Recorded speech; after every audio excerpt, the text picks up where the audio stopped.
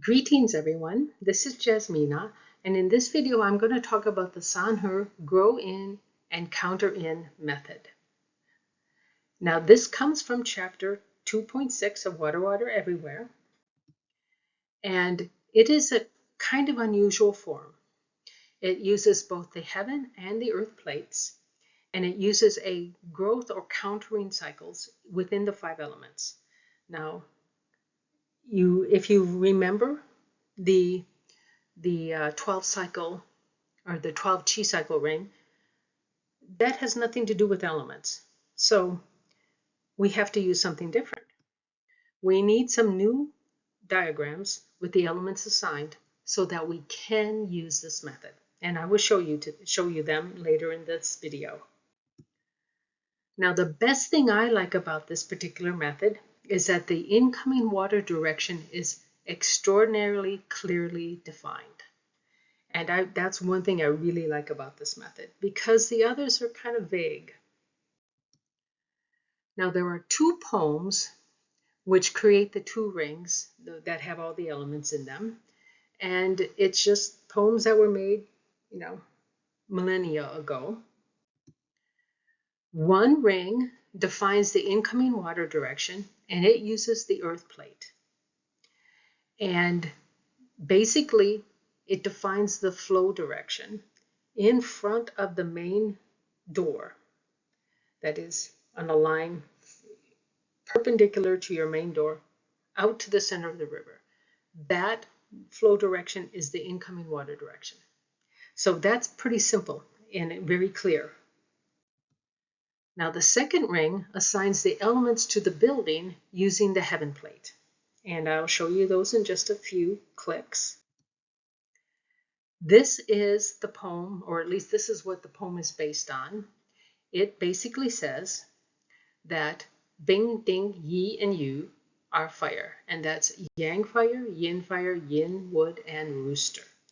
Now, I can't really write in Chinese yet. I haven't figured out how to do that. That doesn't take me hours. So I'm just giving you the romanization. I do want to warn you, in the book, this sun is missing in the romanization in the book, but it is there in the Chinese. I can read the Chinese, I just can't write in it very efficiently. But I'm quite confident I have this correct.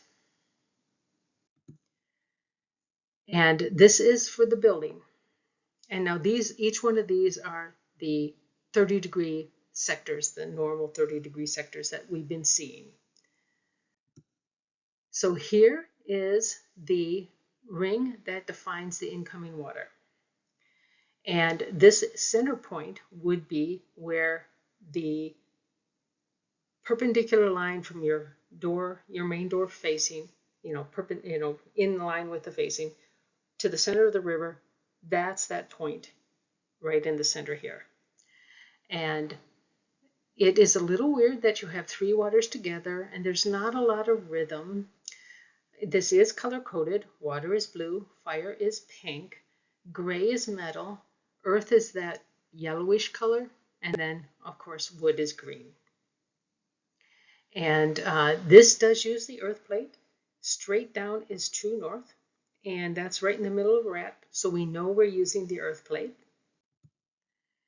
This one is the one that determines what your house facing direction, what element it has, and it's your main door facing direction actually. And again, straight down is north.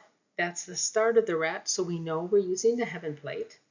And then this one makes a lot more sense, and again, it's color coded in the same way, but there is no earth, and that's normal. Now, once we have that incoming water direction defined by extending the main door facing direction to the center of the river, supposedly in the old days, you actually went out to the center of the river to measure the water flow. But today you can usually do this just with Google Maps.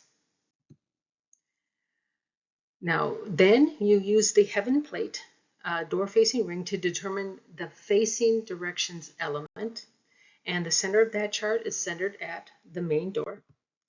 And of course, the earth plate uses the chart centered at the intersection between the center of the river and the extended facing direction line. Now, if the incoming water grows, sometimes it's called produces, or counters, or in my case, I like balances, the door facing element, the result is positive. If it's the other way around, the result is negative. And that is just like chi flow. Now, although the old books didn't say anything, it has since been determined that the same element is also negative, which is usually not the case with chi flow. But I do think it's not as negative as having it flow the wrong way. So we go back to the same old test house that I've been looking at this whole time. In this case, we don't care about the water mouth, and that's one thing. This does not require a water mouth.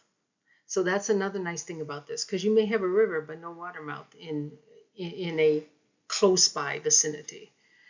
And so the water right in front of the house basically flows in this direction from south to the north. And this is the house that we're looking at. So you've seen this before.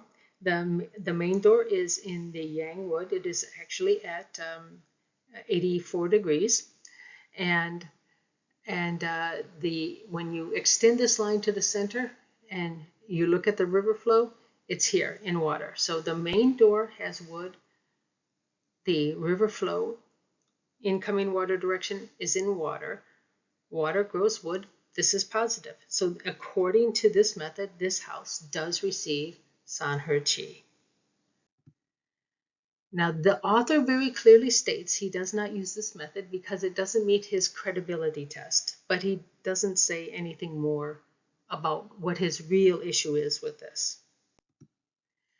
Now, for me, it makes sense in terms of chi flow, which is a big part, at least in the San Yuan system, and maybe this is why I have a bias towards it. But for this reason, I don't totally dismiss this procedure.